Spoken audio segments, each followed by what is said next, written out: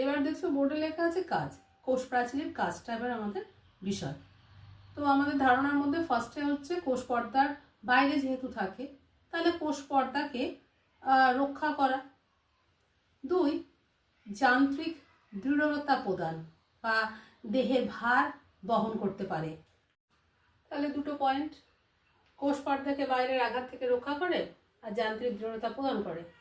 এবার 3 নম্বর আমরা পড়ে এসছি না প্লাজমাডেজমাটা, তাহলে কোষীয় যোগসূত্র রক্ষা করে। ঠিকই।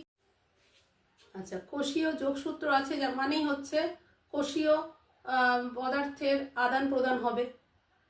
তাহলে দেহের বাইরেও আবার আছে, তার জন্য কি না বাষ্পীয় যে মোচন, বাষ্পমোচনটা রোধ করতে পারবে।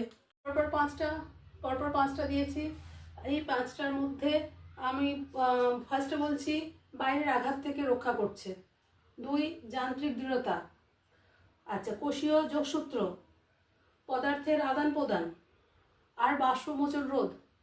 এছাড়াও কোষীয় যদি কোনো জীবাণুর আক্রমণ হয় সেটাও প্রতিরোধ করে। তাহলে জীবাণু আক্রমণ প্রতিরোধ করে। মোট 8টা পয়েন্ট। তাহলে বাষ্পমোচন রোধের পর আসছে কোষের জীবাণু আক্রমণ প্রতিরোধ করে। কোষের জীবাণু আক্রমণ প্রতিরোধ করে, কোষীয় বাষ্পীভবন ও অভিস্রবণ ক্রিয়াকে নিয়ন্ত্রণ করে। 8 হচ্ছে কোষের অপ্রয়োজনীয় বৃদ্ধি, সেটা রোধ করে। তাহলে এই ছিল মোট 8টা কাজ। আর কোষ প্রাচীর নিয়ে আজকে আমাদের এই ভিডিওটা।